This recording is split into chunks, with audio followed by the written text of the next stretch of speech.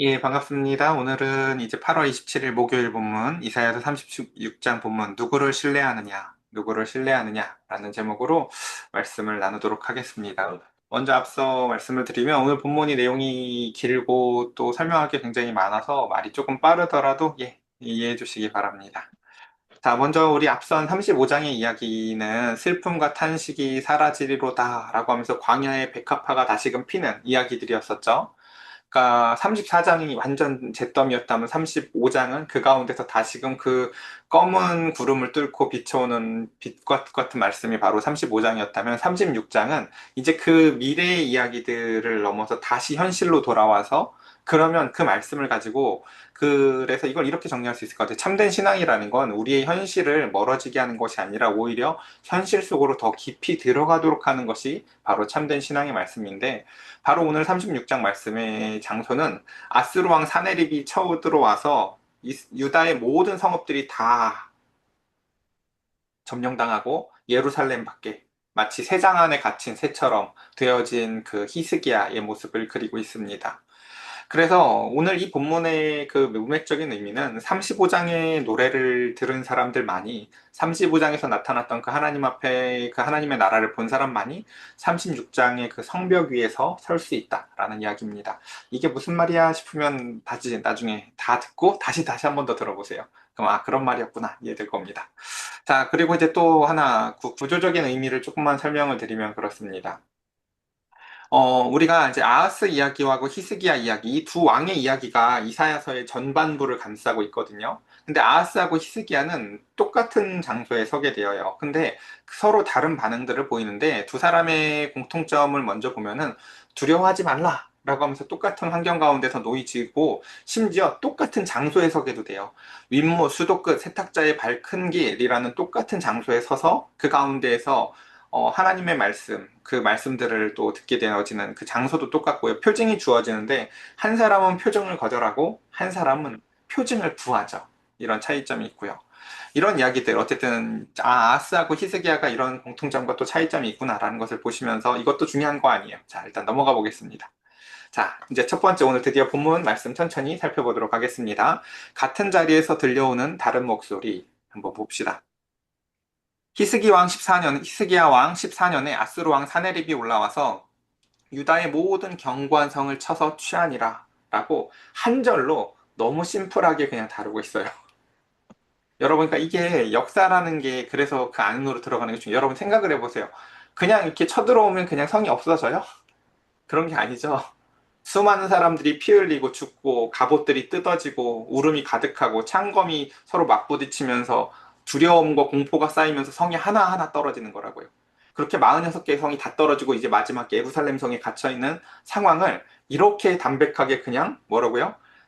히스기야 왕 14년에 아수르 왕 사네립이 와서 유다의 견고한 성들을 쳐서 취했어 라고 유다가 그 국가적 파산을 맞이하게 된 것들을 이렇게 표현해 줍니다. 실제로 고고학적인 유물도 있는데요. 테일러 프리즘이라고 그 테일러라는 사람이 그 가운데서 지금의 이라크 지역에서 요런 이 그 구운 점토 재질의 육각형 기둥의 높이 38cm의 요런 그 프리즘 이런 걸 발굴을 해내요. 그래서 이게 지금의 대형 박물관의 유물로 되어져 있는데 여기에 보면은 그 세 번째 단에 이런 글이 있어요. 제가 밑에 글을 읽어볼게요. 프리즘 3단의 유다 원정 기록이 있는데 보면은 사네립은 히스기야의 견고한 성읍 46개와 그 주변에 셀 수 없는 작은 마을들을 포위해 정복했다고 자랑하고 히스기야를 두고 새 장 속의 새처럼 예루살렘에 가뒀다라고 이렇게 고고학적인 유물도 정확하게 있다라는 것. 오늘 본문 이야기가 단순히 성경 속에만 머무는 이야기가 아니라 고고학적인 유물들도 이렇게 있다. 어쨌든 이렇게 또 생각하고 본문을 더 자세히 보면 좋을 것 같습니다. 자, 2절 봅시다. 아수르 왕이 라기스에서부터 랍사게를 예루살렘으로 보냅니다. 랍사게가 꼭 사람 이름 같잖아요. 사람 이름이 아니라 그냥 직책 이름이에요. 그러니까 오늘날 우리로 따지자면 청와대 대변인 정도? 그냥 그죠? 왕의 이야기를 대변하러 온 이제 대변인이 와서 이제 이렇게 대변인을 보내서 대군을 거느리고 히스기야 왕에게로 가게로 하매 그가 윗못 수도 곁 세탁자의 밭 큰 길에서 섬해라고 얘기합니다. 여기 장소가 정말 중요해요. 이 장소가 어떤 장소였냐면요. 하나님의 선지자가 서서 그 가운데서 하나님의 말씀을 전했었던 바로 그 장소예요. 근데 이 장소에 지금 이제 누가 왔어요? 바로 원수의 사자가 와서 거기서 똑같은 장소에서 비슷한 말을 하기 시작해요. 그러니까 이 하나님은요, 우리에게 전에도 제가 그 말씀을 자주 드렸잖아요. 하나님이 우리에게 말씀을 전하시기에 원래 가장 기뻐하시는 수단이 뭐라고요? 성경이라고요. 근데 성경을 통해서 말을 듣지 않는 사람에게 하나님이 하시는 두 번째 방법이 뭐냐면 환경을 통해서 말씀하시는 거예요. 이 정도 되면 환경적으로라도 깨달으라고. 바로 그 장소에서 심지어 하나님이 전에 선지자를 통해서 듣던 말을 이젠 저 원수의 사자가 하네. 이 정도면 좀 알아들어야죠. 그렇죠? 그러니까 예를 들어서 목사님이 말을 할 때는 아유 씨, 뭐 맨날 똑같은 말지 했는데 그걸 이제 또 온갖 환란과 근데 이제 여기서 중요한 건 뭐냐면은 앞에서 하나님이 그 하나님의 선지자를 통해서 말을 할 때는요 환경이 그렇게 어렵지 않지만 그 하나님의 말씀을 거절하고 그 가운데에서 계속해서 멀어졌던 사람이 하나님이 다시금 그 사람에게 말을 할 때에는 그때는 환경이 달라져 있다라는 거죠. 모든 성읍들이 무너지고 그 앞에서 말하는 사람이 이제 원수고 하는 방식으로 말이죠. 자, 그리고 3절. 힐기야의 아들 왕궁 맡은 자 엘리야김과 서기관 셈나와 아삽의 아들 사관 요아가 그에게로 나아가니라 라고 하면서 그 가운데서 이제 히스기야는 그 세 명의 행정직을 보냈는데 이 사람들 기억나세요? 엘리야김이 어떤 사람이었는지? 그나마 이제 히스기야 밑에서 꽤 신실했던 사람이라서 이 사람이 이제 승진을 해서 왕궁 맡은 자가 되었고요. 서기관 셈나 기억나요? 아, 나라가 망할 것 같은데, 그쵸? 자기 무덤자리나 보고 있었던 게 이상한 애 하나 있었잖아요, 그쵸? 원래 이 사람이 제일 고위직이었다고요. 근데 이 사람이 보면 이제 서기관으로 강등되어졌어요. 보면 이제 이런 걸 볼 수가 있고. 그래서, 이 이야기도 사실은 저 이사야서 22장에 다 예언됐었던 이야기였거든요. 하나님은, 그러니까 이렇게 지금 나라가 망해가고 이렇게 국제정세가 소용돌이치는 가운데서도요, 하나님의 말씀은요, 그냥 차분히 하나하나 다 맞아 들어가고 있다라는 것을 3절은 잘 보여줍니다. 그 다음 봅시다. 4절. 요거 설명을 합시다. 예, 합시다. 자, 이것도 합시다. 자, 그래서 아까 이야기 드렸던 게 앞에 있었던 그 윈못 수도 곁 세탁자의 밭 큰 길에서 원래는 아하스가 그 자리에서 선지자 이사야가 서서 만일 너희가 믿지 아니하면 정령이 굳게 서지 못하리라 라고 하나님의 말씀을 들었었던 그 자리에 이제 그 가운데서 원수의 사자가 서서 뭐라고 얘기해? 똑같이 항복해라. 하나님을 신뢰하지 말아라. 라고 얘기하게 되어집니다. 정확히 같은 자리에서. 아버지가 넘어졌던 그 자리에서 그 다음 세대가 다시 똑같은 질문을 받는 것입니다. 여러분 한번 생각해 보세요. 우리 필세이사님이나 형수이나 우리가 우리의 인생에서 뭔가 좀 하나님 앞에서 신실하지 못했어서 넘어졌던 우리의 인생의 자리와 순간이 있다고 생각해 보자고요. 근데 나중에 우리의 자녀가 소름 돋치게 어디서 똑같은 사람을 데려와서 똑같은 자리에서 서서 똑같은 우리의 어려움을 자리에서 그런 질문을 똑같이 한다고 쳐보자고요. 그러니까 그것처럼 그 가운데에서 똑같은 자리에서 똑같은 질문을 다시금 받게 되는 이야기를 오늘 우리가 보게 되죠. 그래서 그 자리에서 하는 질문은 뭐냐면 똑같은 거예요. 너는 무엇을 의지하느냐라는 것이에요. 자, 좀 더 봅시다. 두 번째, 첫 번째 도전, 네가 의뢰하는 것이 무엇이냐라는 이 질문입니다. 이 질문은 원래 하나님이 하셨던 질문이죠. 근데 이제 이 질문을 누가 얘기를 해요? 아수르의 그 랍사게가 아수르의 사자가 원수의 사자가 와서 너 뭐 믿고 그래? 라고 어투만 다르지 하나님이랑 똑같은 내용을 얘기를 해요. 한번 봅시다.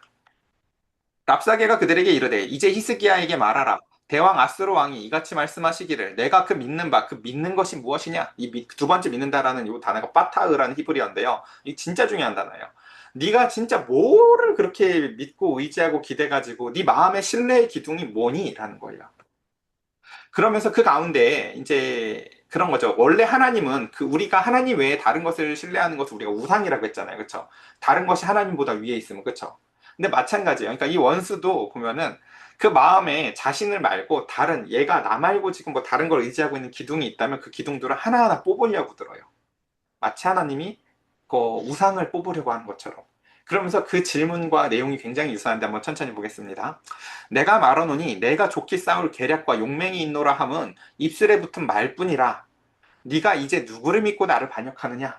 자, 여러분 상황을 생각해 보세요. 성읍 46개가 털렸고 수많은 마을이 다 불타서 없어졌고 이제 예루살렘에 갇혀 있는 이들에게 있어서 정황상으로도 그렇고 모든 것이 어렵죠.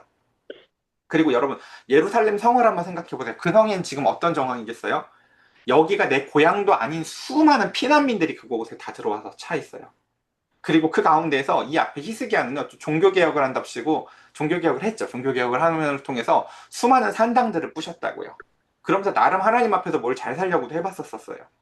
그러니까 그런 정황 가운데에서 지금 이제 이 상황 가운데서 수많은 사람들이 마음이 흔들려요. 어떤 사람들은 아유, 그래, 하나님도 좋은데 산당을 부셔가지고 혹시 이런 일 벌어진 거 아닐까? 이런 생각을 하는 사람들도 있을 거고, 어쨌든 그런 정황 가운데서 한번 본문 좀 더 자세히 볼게요.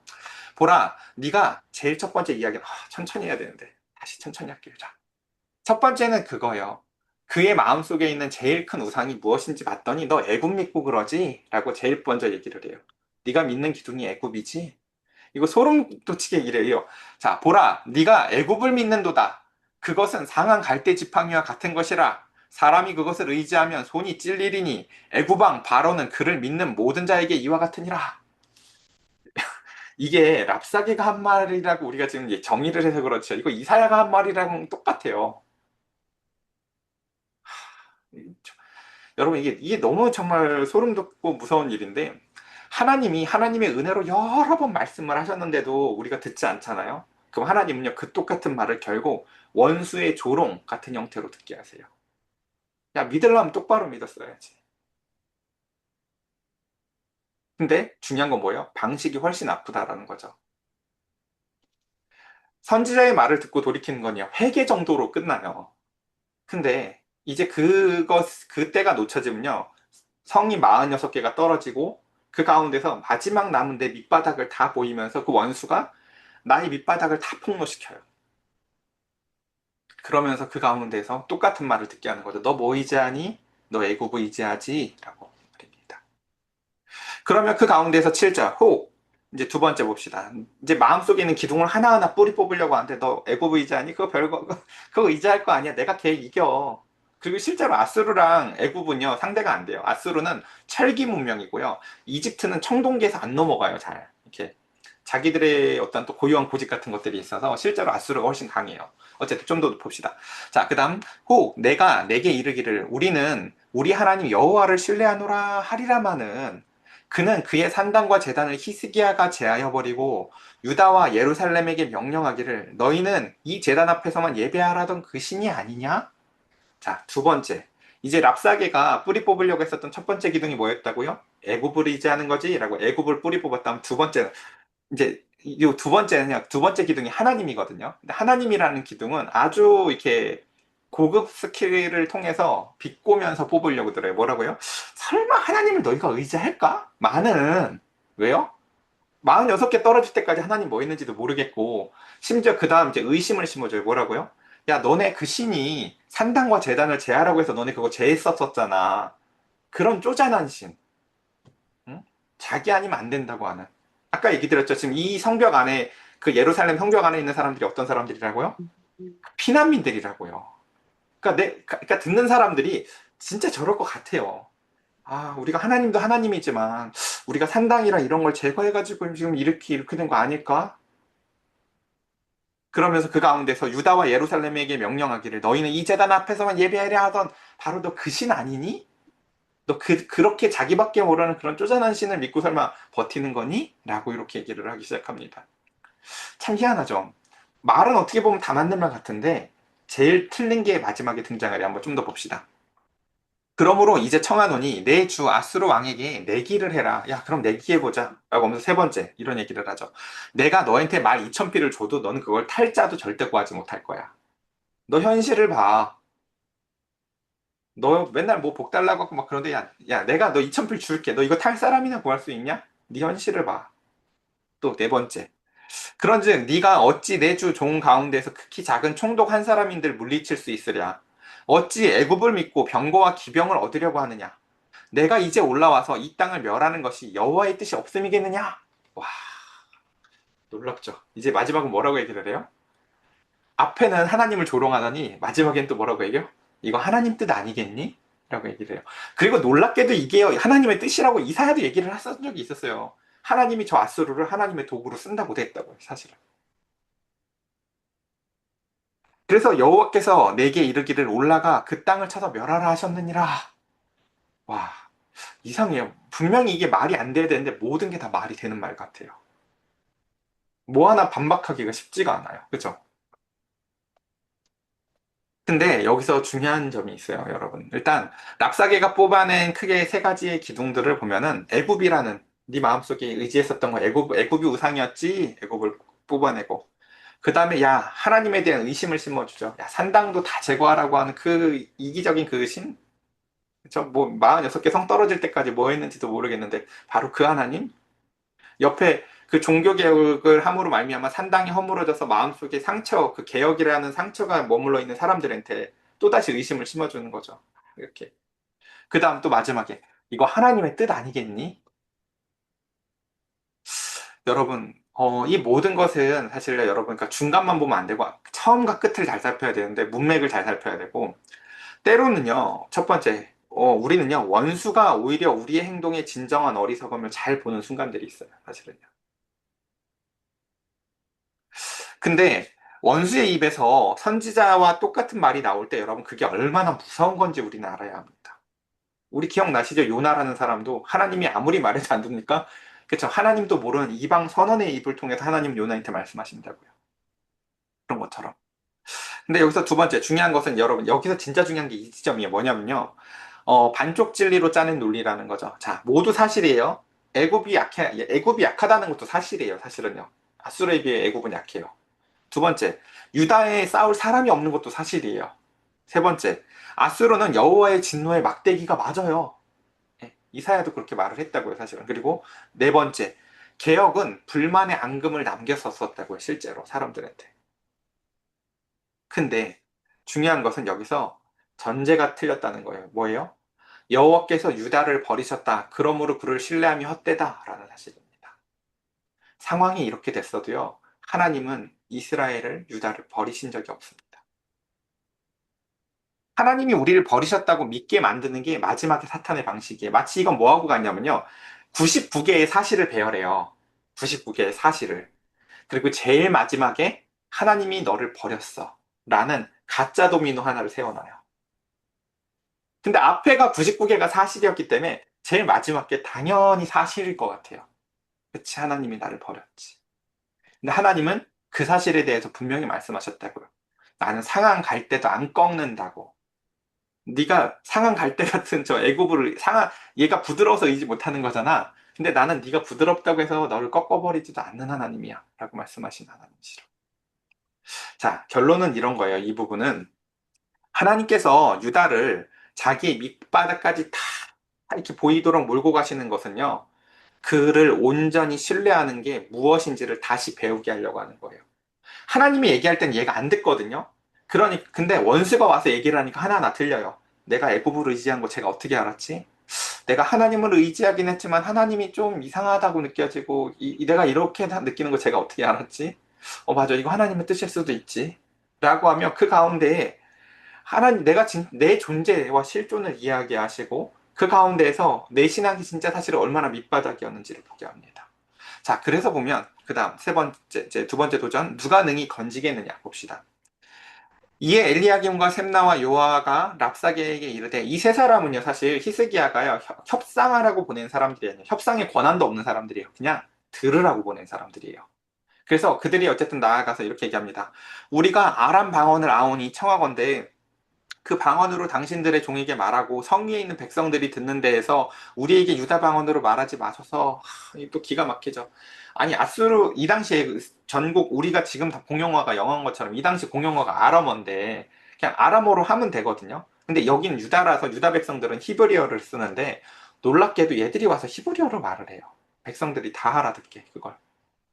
그러니까 여러분 히브리어라는 독특한 민족적 고유성을 생각해 보세요. 그 히브리어라는 원래 하나님의 말씀 배우고 하나님의 뜻대로 살기에 적합한 언어로 하나님이 만들어 준 건데 이걸 원수가 우리를 조롱하는 데 써요 이제. 예. 여러분 생각해 보세요. 막 교회도 안 다니는 사람이 우리 혜영 집사님의 삶을 조롱을 하는데 교회 언어로 막 조롱을 한다고 생각을 해보세요. 막. 왜 이것도 은혜 아니야? 받아봐 한 잔. 막 이러면서. 와, 그러니까 정말 상황이 통탄을 노리신 거예요. 그래서 그 수치스러운 자리 가운데서 이런 부탁을 하는 거죠. 제발 우리 백성들이 알아듣지 못하도록 좀 이렇게 아람어로 하자. 근데 랍사게가 이러죠. 내 주께서 이 일을 내 주와 내게만 말하라고 나를 보내신 것이냐? 너희와 함께 자기의 대변을 먹고 자기의 소변을 마실 성위에 앉은 사람들에게도 하라고 보낸 것이 아니냐? 라고 하면서 잘 보니까 랍사게는 처음부터 협상할 목적이 하나도 없었다라는 걸 알 수 있어요. 심리적으로 마지막 이들을 파괴하려는 것이구나 라는 걸 알 수가 있죠. 그러면 이에 랍사게가 일어서서 유다 방언으로 크게 외쳐 이르되 너희의 대왕 아수르 왕의 말씀을 들으라. 그렇죠. 그러면서 왕의 말씀에 너희는 히스기야에게 미혹되지 말아라 라고 얘기합니다. 이 첫 번째 키가 뭐였어요? 우리가 누구를 신뢰하느냐는 문제였죠. 근데 두 번째 문제는 이거예요. 그가 능히 너희를 건지지 못할 것이라 라고 얘기하며 야, 너 누구를 신뢰할 거니? 그리고 두 번째, 누가 너를 과연 너의 인생에 지금 그 밑바닥에 처한 너의 인생을 과연 누가 건질 수 있을까? 라는 거죠. 여러분, 밑바닥에 처한 그 우리의 인생의 상황에서 여러분 누가 우리를 건질 수 있을까요? 제일 먼저 생각나는 게 이들은 애굽이었다라는 거예요. 하나님이 생각은 나긴 하는데 썩 그랬었어요. 그런 가운데서 히스기야가 너희에게 여호와를 신뢰하게 하려는 것을 따르지 말라. 그가 말하기를 여호와께서 반드시 우리를 건지시리니 이 성이 아수르 왕의 손에 넘어가지 아니하리라 할지라도 라고 하면서 이 랍삭에도 좀 오해가 하나 있어요. 히스기야가 신앙이 엄청 좋은 줄 알아요. 실제로 히스기야는 그 정도의 신앙이 아니에요. 저 지금 뭐 여호와께서 반드시 우리를 건지시리니 이 성이 아수르 왕의 손에 넘어가지 아니하리라 이 말은요. 히스기야가 하는 말이 아니라 이사야가 하는 말이에요. 그러니까, 그러니까 그 정도의 신앙이 있는 히스기야도 아니었다고 사실은요. 그러니까 어쨌든 근데 그러니까 어쨌든 그래서 히스기야의 그 정치적 그러니까 저들은 이런 언어들을 히스기야가 정치적인 선동으로 한다고 생각을 하는 거예요. 지금 다 죽게 생겼는데 저 왕이 신을 이용해서 정치적으로 선동하는구나라고 생각했지만 그 언어는 히스기야의 정치적 선동의 언어가 아니라 이사야를 통한 하나님의 말씀이었다라는 것입니다. 그래서 히스기야가 그러면서 히스기야의 말을 듣지 말라. 아스루 왕이 또 이같이 말씀하시기를 너희는 내게 항복하고 내게로 나아오라. 그리하면 너희가 여기 잘 들어보세요. 아스루 왕이 뭐라고 하는지. 각각 자기의 포도와 자기의 무화과를 먹을 것이며 각각 자기의 우물의 물을 마실 것이요. 여러분 이거 어디 기억 안 나세요? 이게 원래 저 앞에서요. 하나님이 약속해 주셨던 내용들이에요. 어, 하나님을 통해서 하나님이 우리에게 풍요와 안식과 안전과 이런 것들을 제공해 주실 거라고 얘기하시면서 너희가 이런 이야기들을 해주셨었는데 아스로 왕은 뭐라고 얘기해요? 야 하나님이 약속해 주셨던 거 그거 내가 대신해 줄게. 그리고 야 하나님은 알지? 맨날 억만발행하고 언제 해줄지 모르는 게 하나님이잖아. 야 나는 내일 해줄게. 내일 바로. 난 내가 바로 해줄게. 항상 우상은 그쵸. 일단 시점이 하나님하고 달라요. 하나님은 늘 때가 있다고 말씀하시는데 우상은 지금 당장 해주겠다고 얘기를 해요. 그러면서 그 가운데서 내가 와서 너희를 너희의 본토와 같이 곡식과 포도주와 떡과 포도원이 있는 땅에 옮기기까지 해줄게 라고 다 얘기를 해줘요. 이게 내용이 진짜 나쁜 내용인데 그걸요 언어로 이렇게 묘사해. 이거 무슨 뜻이에요 여러분? 내가 너희 성문만 열고 나와봐. 일단 제일 큰 대가가 이거잖아요. 지금 성문을 닫고 있어서 우리가 버티고 있는 건데 그 대가는 말도 안 해요. 성문만 열어봐. 그러면 내가 너네들을 포로로 끌고 갈 거야. 라는 말을요. 이렇게 내가 너희 이사도 다 도와줄게. 옮겨줄게. 라고 말을 이렇게 이쁘게 표현해내요. 그러면서 그 가운데서 혹시 히스기야가 너희에게 이르기를 여호와께서 우리를 건지시리라 할지라도 속지 말라. 열국의 신들 중에 자기의 땅을 아수르 왕의 손에서 건진 자가 있느냐라고 하면서 그들은 수많은 신 중에 하나가 하나님이라고 생각을 하는 거죠. 그러나 좀 더 봅시다. 그래서 여기서 보면 이제 사내립을 통해 사내립은요 결국 보면 그 대체 복음 그 하나님의 자리에 대신 자기가 앉아서 원래 하나님이 약속하셨던 복음의 내용들을 자신이 줄 수 있다고 이야기를 하죠. 그러면서 언약의 언어들을 도용해요. 원래 이거 그 아까 사내립이 약속했던 거냐 훗날에 메시아가 오셔서 해주시겠다고 했던 거였거든요 다. 근데 자기가 지금 해주겠다고 하고 하나님의 자리를 본인이 차지하면서 하나님이 못 이뤄준 거 나는 빨리 당장 해줄 수 있어. 음, 예를 들어서 우리가 이걸 배우자의 바람 같은 외도로 한번 설명을 해볼게요. 내가 사랑해서 만난 내 배우자랑 행복하게 살아가는데 우리가 힘써서 예를 들어서 뭐 3년을 돈을 모아서 차를 샀다고 생각을 해보자고요. 그러면 그 가운데서 이 사람 차를 3년에 걸려서 돈을 주고 사는 게 중요한 게 아니라 그 과정이 다 인생인 거고 그 과정 가운데서 함께 누리는 기쁨과 내적 친밀감이 부부로서의 가치가 있는 것인데 그때 어떤 우상이나 외도의 대상이 와서 이렇게 한 거죠. 내가 내일 당장 차 뽑아줄게. 이게 어떤 대가와 어떤 내러티브와 어떤 의미를 갖고 있는지 그는 전혀 알지 못하죠. 왜요? 하나님과 우리 사이는 바로 원래 그런 거라고요. 내일 당장 해주는 하나님이 아니에요. 내일 당장 차를 뽑아주신 하나님이 아니라 그 과정 가운데서 우리와 함께 하시고, 우리를 알게 하시고, 우리를 그 자리에 어울리게 만들어 나아가시며, 우리를 거룩하게 빚어 나아가신 하나님이라고요. 아무 대가 없다고 하나님은 말하지 않아요. 우상은 대가를 숨기죠. 홈쇼핑에서 물건 팔 때 보세요. 대가는 되게 가볍게 숨겨요. 몇 개월로 나눠서 내시면 되고요. 그리고 시간이 없어요, 여러분. 이거 물량이 한정돼 있대요. 왜 맨날 물량을 조금 만들까요? 그쵸? 그래요. 그러면서 원수는 하나님을 버리라고 하지 않습니다, 여러분. 하나님이 약속하신 걸 내가 대신 빨리 준다는 거예요. 늘. 더 좋은 교회가 있어. 더 좋은 하나님이 있어. 야, 거기만 하나님 있니? 니네 교회만 하나님 있니? 야, 여기도 있어. 그러면서 그 가운데 마지막 19절 봅시다. 하맛과 아르밧의 신들이 어디 있느냐? 스발와임 신들이 어디 있느냐? 그들이 사마리아를 내 손에서 건져냈느냐? 이 열방의 신들 중에서 어떤 신이 자기의 나라를 내 손에서 건져냈기에 여호와가 능히 예루살렘을 내 손에서 건지겠느냐? 하셨느니라 하니라. 자, 이제 마지막 잘 정리해 볼게요. 그러나 그들이 잠잠하여 한 말도 대답하지 아니하였으니 이는 왕이 그들에게 명령하여 대답하지 말라. 자, 왕이 이 사람들을 왜 보냈다고요? 아까 제가 얘기했죠. 협상하라고 보낸 게 아니라고. 듣고 조용히 아무 말도 하지 말라고 보냈어요, 그들을요. 그리고 그들은 그 히스기야의 왕의 말에 순종합니다.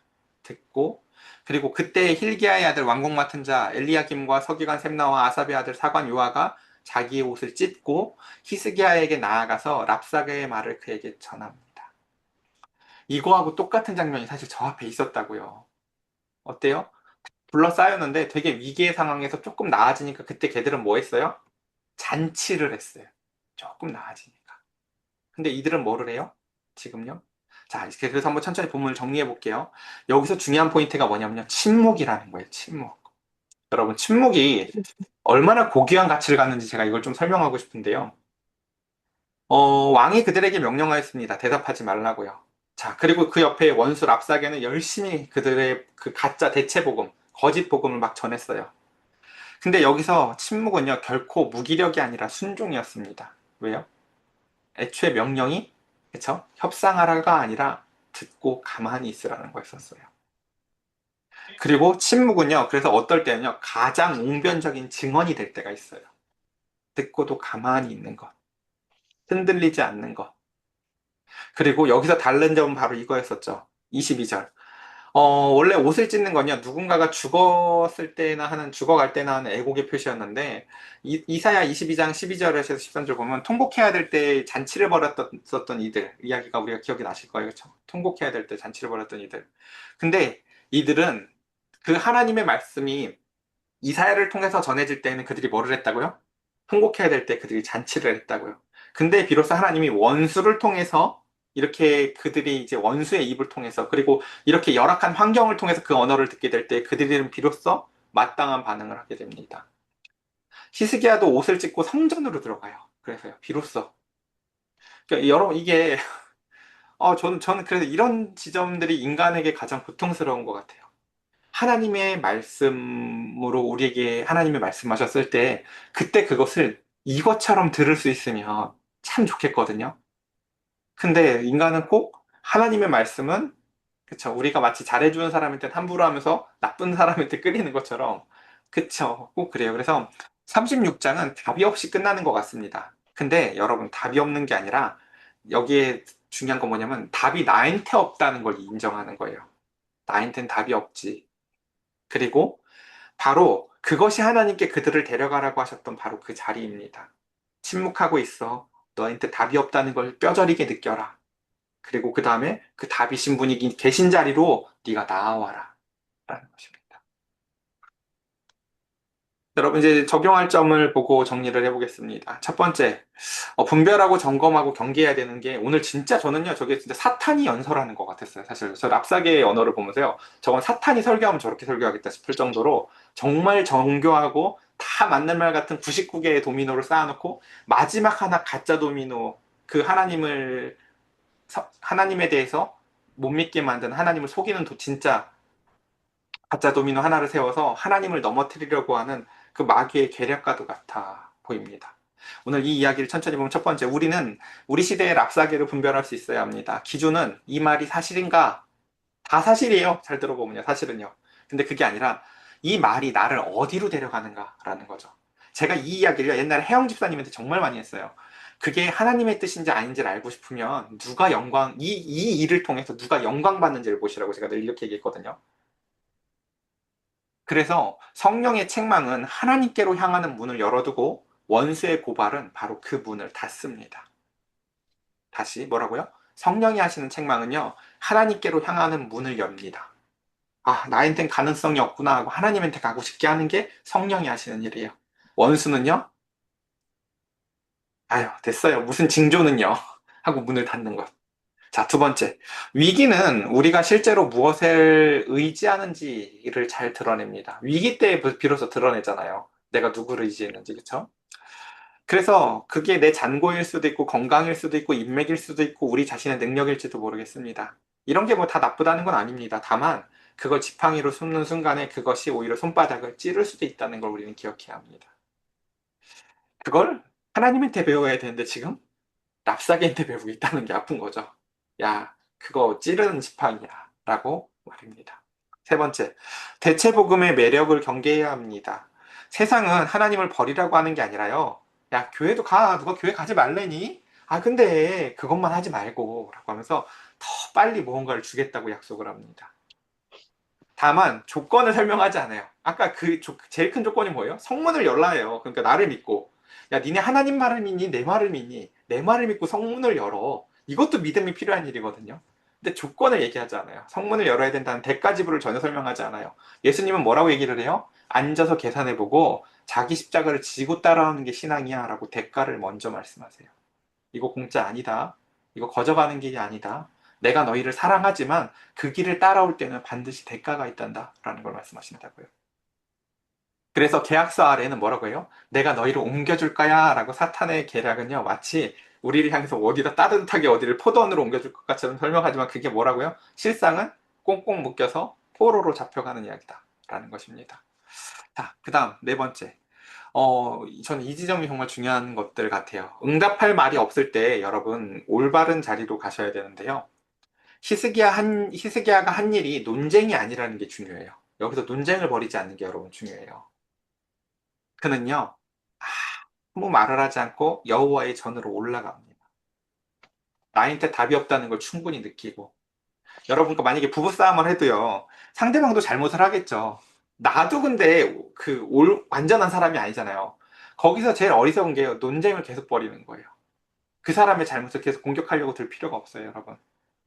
그때 비로소 내 밑바닥을 봤으면 나에게도 답이 없음을 인정하고 하나님 앞에 나아가셔야 돼요.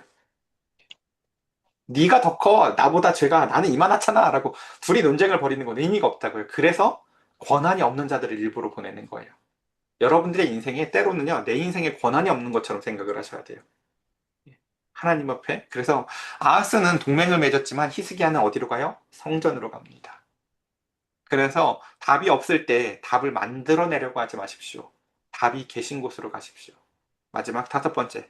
하나님은 우리의 자원의 끝까지 몰아가실 수가 있습니다. 우리를 밑바닥까지 이렇게 몰아갈 수가 있다고요. 네가 갖고 있는 게 뭔지 다 확인하게 하실 때가 있어요. 정말 말을 징그럽게 안 들으면 이렇게 돼요. 사실은요. 46개의 성읍이 무너지고 예루살렘 하나만 남은 그 상태에는 형벌이면서도 동시에 하나님 입장에서는 이게 교실이에요. 자, 이제 배우기 좋을 때 됐다. 그렇죠? 지금 남은 게 하나뿐이라면 그건 사실은요, 여러분의 인생이 버림받았다는 증거가 아니라 하나님이 진짜 수업을 시작하는 시간일 수도 있겠다라고 우리는 그것을 통해서 배울 수 있으면 좋겠습니다. 물론 인간의 눈으로는요, 46개가 넘어졌는데 이 하나가 버틸 것 같지 않잖아요. 네. 근데 그렇지 않습니다. 하나님은 우리를 수업 환경을 조성하시기 위해서 그 모든 것들을 허용하시기도 하시는 하나님이시다라는 것입니다. 그래서 하나님의 은혜는요, 인간의 부패를 능히 이깁니다. 다시 뭐라고요? 하나님의 은혜는 인간의 부패를 이길 게 없잖아요. 우리 생각해보면 여러분, 썩은 음식이 다시 멀쩡해지는 건 못 보지 않았어요? 느리게 썩게 하고 오래 보관하는 건 있어도요. 방부제 넣고 냉장고에 넣는 건 있어도 썩은 걸 고치는 건 없다고요. 인간이 그러니까 안 변한다고 우리가 표현을 하는 거예요. 인간은 정말 그렇거든요. 근데 놀랍게도 썩은 인간조차도 고쳐내는 게 바로 하나님의 은혜라는 것. 우리 꼭 기억했으면 좋겠습니다. 우리 이 시간 함께 같이 시간이 많이 지났는데요. 함께 같이 기도했으면 좋겠습니다. 오늘 말씀 기억하시면서 우리가 하나님 그 이사야의 언어 가운데서 그 자리 가운데서 우리가 그 말씀을 알아듣고 또한 우리 주변에 이렇게 46개의 성읍이 무너지고 결국 그 환경을 통해서 하나님 앞에 선 자가 있다면 우리가 그 자리 가운데서 더 이상 논쟁의 자리로 그를 이끌지 않도록 그와 함께 같이 잠잠히 순종의 자리로 하나님 앞으로 나아갈 수 있도록 인도하는 저와 여러분들 되시기를 간절히 축복합니다. 우리 이 시간 함께 같이 기도합시다.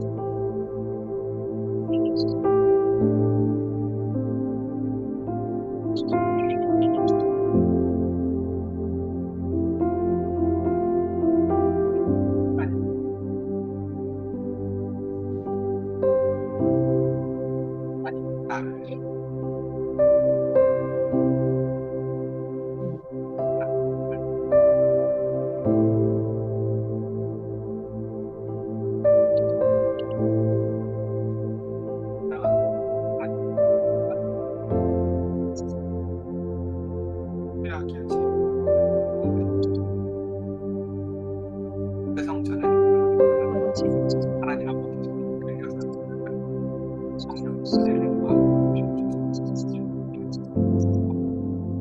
우리를 건져주시고 사랑하는 성도들의 하나님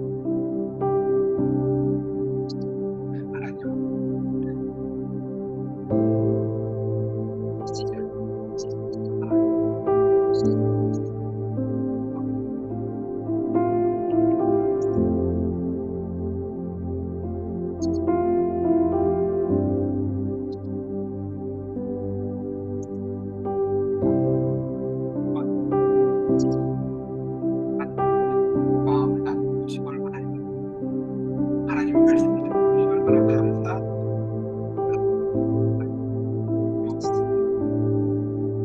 그 하나님을 더 잘하고 있으니까 살아갈 수 있도록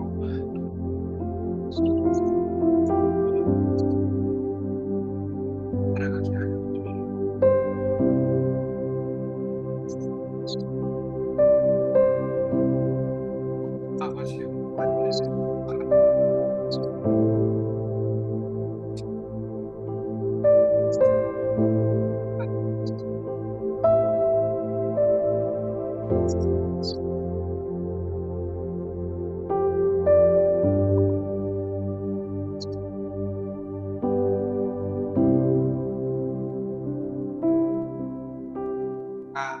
하겠습니다.